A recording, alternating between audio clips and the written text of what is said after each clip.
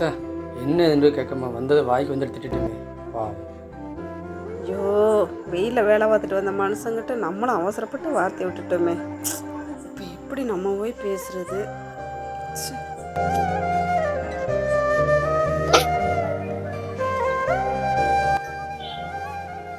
சாப்பிட்டியாப்பா? இல்லைங்க, நீ சாப்பிட்றீங்களா?